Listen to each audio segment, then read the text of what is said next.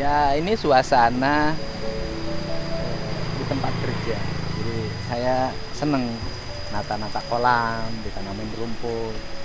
Kemudian setiap hari orang ada yang kerja, upahnya 100 sampai 120 ribu dalam setiap hari. Sehingga mereka tidak berhenti, pendapatan ekonominya terus mengalami peningkatan. Ngalir terus, karena mereka pendapatan utamanya bukan hanya dari kuli sebagai kuli bangunan, tetapi juga dia punya sawah. Nah, ada panen berasnya nggak usah beli dia.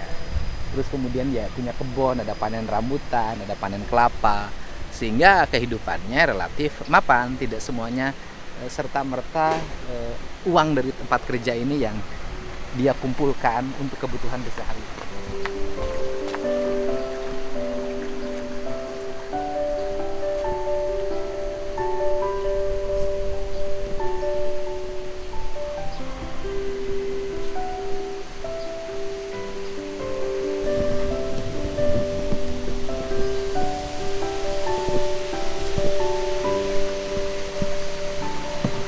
Salah satu hal yang dibiasakan oleh orang tua kita dulu itu adalah berderma.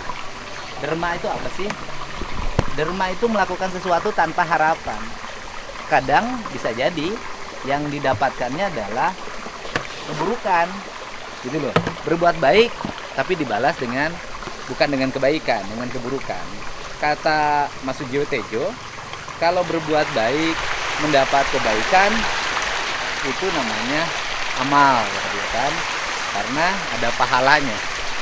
Itu pahalanya adalah kebaikan.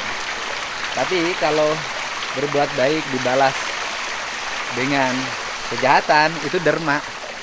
Ikhlas melakukan sesuatu tanpa pengharapan. Nah, orang tua kita dulu itu prinsip hidupnya seperti itu.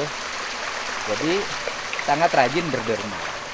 Dan dermanya dilakukan bukan hanya pada hal yang terlihat pada manusia. Pada alam dia dermakan dirinya, sehingga dia dengan alamnya menjadi satu kesatuan. Karena pada alamnya berderma pada alam, dia menyebutnya hari ini banyak ada tradisi disebut sedekah, kata dia, sedekah bumi. Jadi bersedekah atau memberi sesuatu pada bumi. Kalau kita tiap hari kan menggali bumi, diambil untuk kehidupan kita. Saya sudah terbiasa untuk ngurus lingkungan alam. Jadi bagi saya menanam sesuatu, kalau nanam ikan di kolam itu kan biasa karena kita punya harapan kan, nanam ikan di kolam harapan kita diambil, harapan kita dipanen. Saya nanam ikan bukan hanya di kolam, tapi saya nanam ikan di sungai.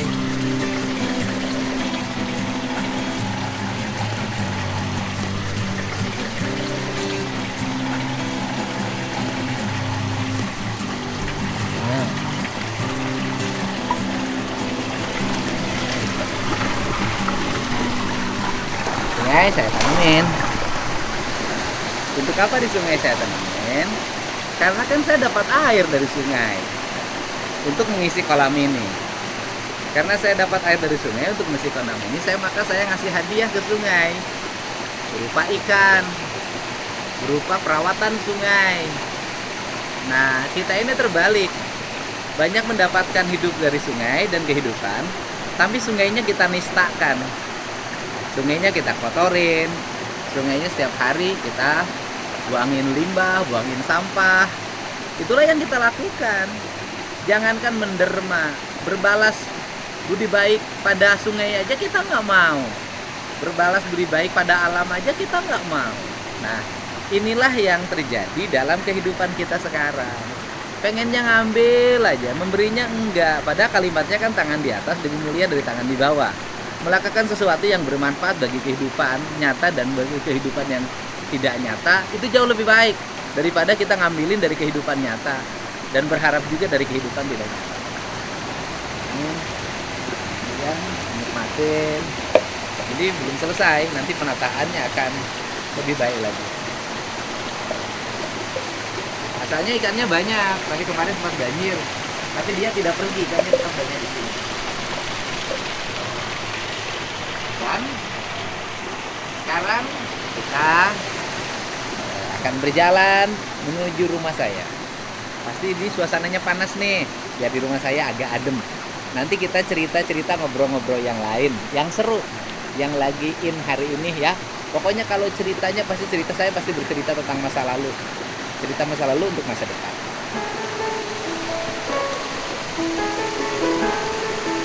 Kolong nih, kolong nih. Jadi kalau orang tua dulu bikin lubang tuh yang gede. Kalau sekarang bikin lubangnya kecil-kecil.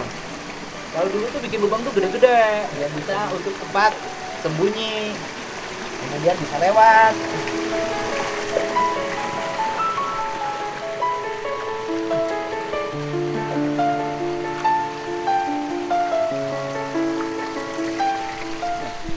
Ya Om.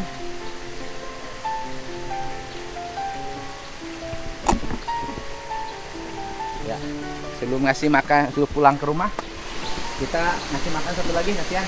Nanti iri kalau nggak dikasih.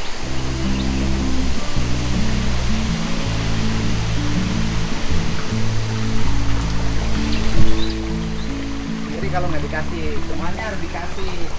Kan juga perasaan, punya perasaan. Dia kalau hanya dikasih yang ini, yang itu nggak dikasih, kok ini dikasih saya enggak. Semuanya harus dikasih. Rame dia.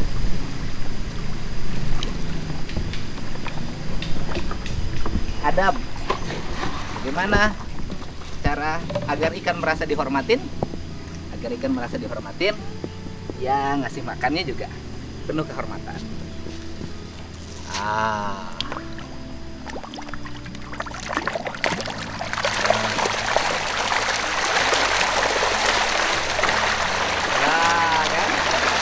Penuh kehormatan, penuh kasih sayang. Tapi kalau demokrasi tidak menjaga jarak antara pemimpin dengan rakyatnya, yang mewakili dengan yang diwakilinya, maka dalam dunia ikan pun sama. Tidak boleh ada jaga jarak antara yang memberi pakan dan yang memakan pakannya. Nih, ini dia. Asik. Asik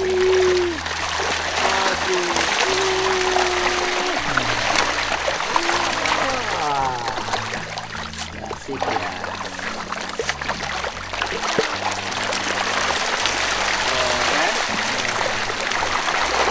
Kelihatannya mantap. Lapar dia jam segini.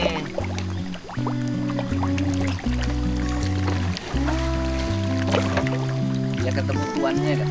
Wash.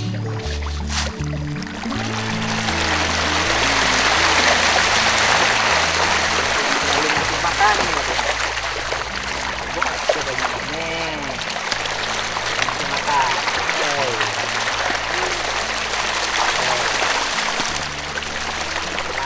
Bisa yang banyak.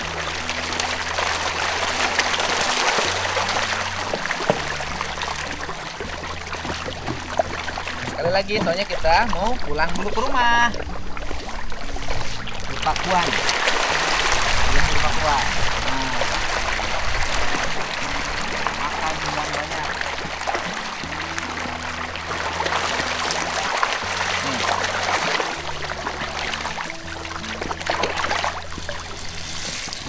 Ayo. Takut ya? Kamu takut? Takut dia kalau kaki dibawahin. Kok.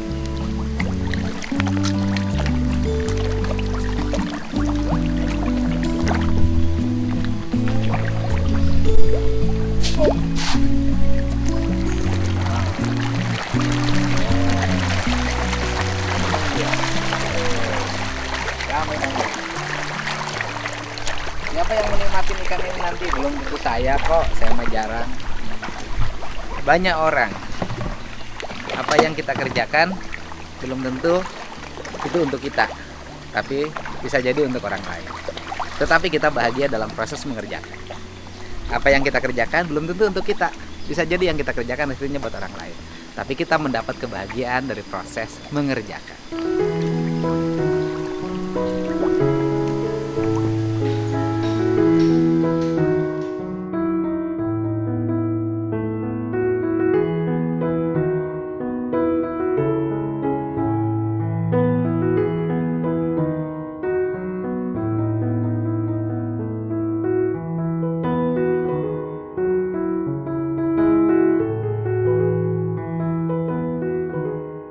salah satu hal yang saya sukai adalah cerita masa lalu. Di cerita masa lalu itu apa sih yang sukai? Produk-produk peradaban.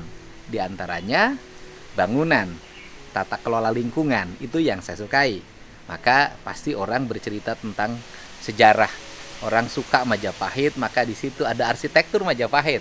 Bagaimana di Majapahit bangun rumah, bagaimana Majapahit membangun basic pertahanan, bagaimana Majapahit bangun dinding, bangun tembok-tembok tebal, kemudian membangun pagar-pagar. Nah, karena saya orang Sunda, saya sangat menyukai citra rasa kerajaan Pajajaran yang mengedepankan aspek-aspek humanisme, karena perilaku rajanya romantis dan kemudian sangat humanis dan filosofis tentunya. Nah, tetapi juga saya menyukai hal-hal yang bersifat Jawa, ukiran, lukisan, itu saya sukai. Juga Bali, saya suka. Makanya kalau masuk ke area rumah yang saya miliki, maka Anda akan mendapatkan 3 hal. 1, Anda akan mendapatkan tata arsitektur gaya Bali. 2, Anda akan mendapatkan tata arsitektur gaya Jawa dalam bentuk ukiran, lukisan, patung-patung. Kemudian Anda juga akan mendapatkan tata arsitektur Sunda, bentuk julangapak, rumah yang terbuka, jendela yang lebar, dan pohon-pohon yang rindang. Nah, sehingga kita selalu cerita tentang kerajaan. Jadi kerajaan itu bukan cerita mistis, tapi cerita sejarah, cerita peninggalan peradaban. Nah, salah satu problem di Indonesia itu adalah apa sih yang menjadi masalah? Yang menjadi masalah itu kita tidak bisa menerjemahkan masa lalu menjadi masa depan. Masa lalu lebih banyak menjadi bahan perdebatan. Masa lalu lebih banyak menjadi bahan-bahan perbincangan, bukan menjadi rancangan masa depan. Padahal kalau dari dulu setiap daerah menerapkan prinsip-prinsip pengelolaan pemerintahan yang berciri khaskan arsitektur, berciri khaskan bahasa, berciri khaskan makanan, berciri khaskan pakaian, pola masa lalu, maka kita akan ada keanekaragaman peradaban. Ada Bali, ada Sunda, ada Jawa, ada Makassar, kemudian ada Minang, banyak lagi, Papua, ada juga luar biasa suku Asmat. Nah, tetapi kita tidak, kita terjadi kekacauan dalam pengelolaannya. Arsitektur rumah berantakan, pagar-pagar berantakan, tata kelola pakaian juga saya lihat berantakan.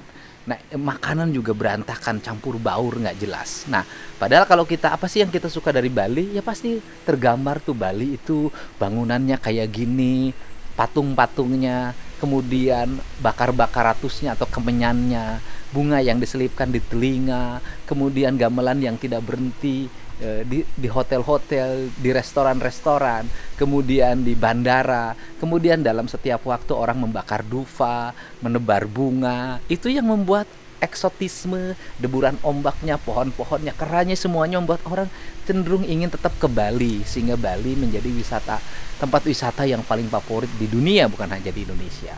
Nah, hari ini banyak ada cerita lagi, cerita tentang misalnya tentang kerajaan. Nggak pernah berhenti tuh. Kemarin ada Sunda Empire, ada kerajaan yang dideklarasikan di Jawa Tengah, saya lupa namanya, di kabupaten apa. Itu rame terus. Artinya bahwa kalau cerita terus ada cerita kerajaan di Tasik, namanya kerajaan Selacau. Jadi cerita kerajaan itu pasti cerita yang tidak pernah berhenti dan selalu menarik. Kenapa selalu menarik? Memang cerita raja itu cerita yang menarik. Raja punya istri menarik, sastra raja menarik, cerita peperangan raja menarik, cerita kedermawanan raja menarik, cerita heroisme perangnya seorang raja menarik, luar biasa. Sehingga saya di sini selalu menerjemahkan sumat kerajaan dengan apa? Banyakin nanam pohon, ya kan? Kemudian saya pasang ini yang kayak gini, keren. Ini di depan ini saya lagi sekarang mencoba menghadirkan, jangan diambil yang benerannya. Saya mencoba menghadirkan untuk membuat pagar. Nah, pagarnya nanti berarsitektur pagar kerajaan. Didesain oleh saudara saya sendiri, Alan, dan dia adalah art director dari film Habibie, film Soekarno, kemudian film-film lainnya yang relatif populer, ya kan. Cokro Aminoto, dia bisa menghadirkan masa lalu dalam film yang sangat dramatikal. Nah, nanti saya akan membuat pagar-pagar berbasiskan kerajaan Sunda Pajajaran. Nanti sini ada gapuranya, karena Sunda itu kehilangan cerita masa lalu yang dihadirkan dalam arsitektur kekinian. Nanti ada gapuranya di situ, nanti saya pasang gapura. Ya, semuanya jadi indah deh nanti.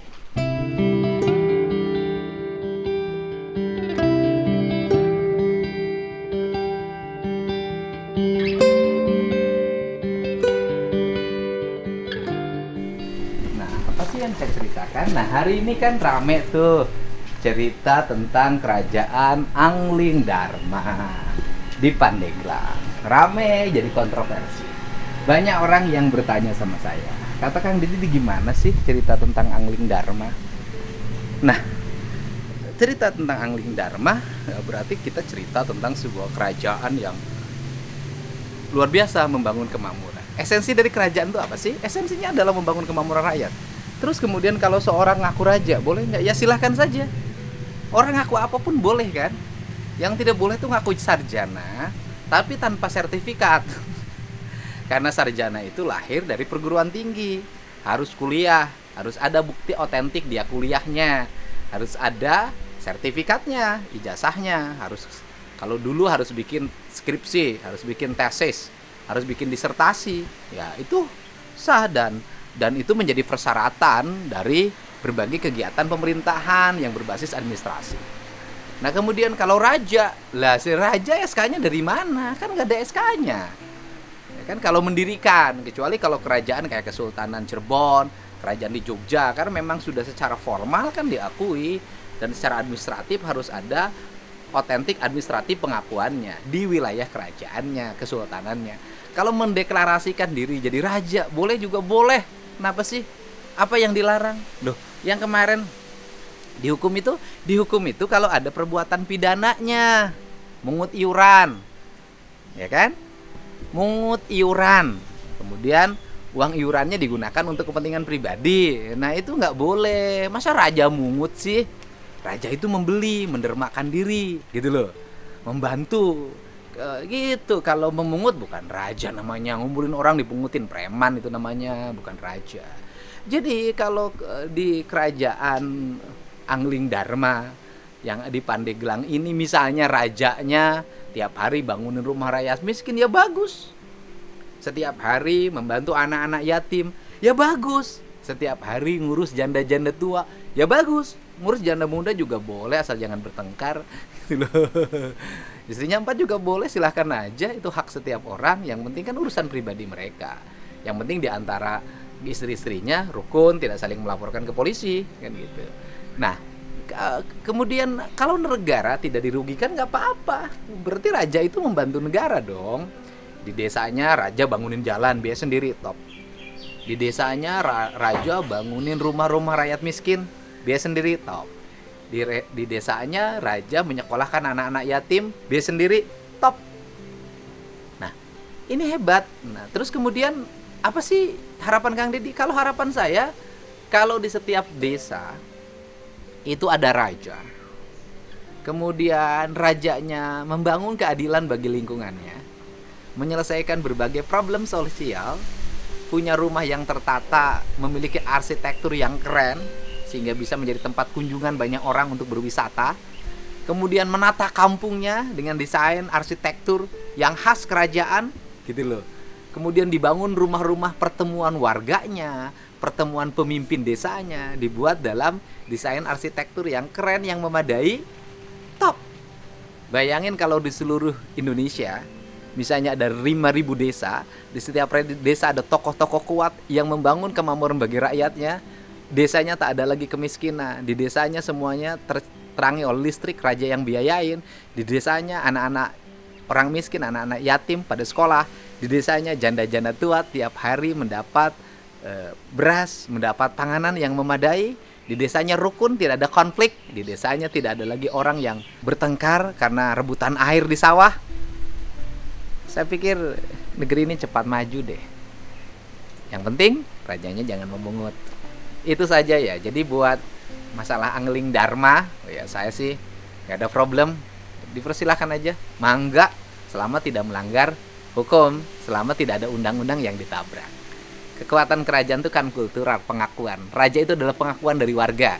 Setiap desa, setiap daerah pasti ada orang yang diakui oleh warganya sebagai tokoh. Kemudian keberadaannya memberikan manfaat bagi lingkungan masyarakatnya. Kehadirannya menguatkan desa. Kehadirannya membuat desa ini seperti ada penunggunya, seperti hutan ada harimaunya. Nah, yang raja yang seperti ini, orang yang seperti ini dibutuhkan di negeri ini. Bukan yang terbalik. Ada tokoh yang kerjanya ngutip. Ada tokoh tapi kerjanya membagi tapi merusak dulu. Ngambil batunya dulu, ngambil pasirnya dulu, ngambil seluruh barang-barang yang bernilai di desa itu dieksploitasi, baru dibagi sedikit-sedikit, yang gedenya diambil, yang sedikitnya dibagi itu pun diperlihatkan di depan umum. Nah, saya nggak suka raja yang seperti ini. Ya, oke, mari kita hidup ini diisi dengan kebaikan, dengan kasih sayang, dengan cinta kasih, dengan semangat saling memahami, dengan semangat saling menghargai. Buat Raja Angling Dharma yang telah menobatkan diri sebagai raja, bagi saya selamat bagi Anda. Teruslah menjadi tokoh panutan masyarakat di lingkungannya. Orang menyebut raja, orang menyebut ratu, hak setiap orang. Tidak ada yang melarang dan tidak ada undang-undangnya yang melarang keberadaan Anda. Selama apa yang dilakukan tidak melakukan pelanggaran terhadap hukum di negeri ini, yaitu di negara Kesatuan Republik Indonesia.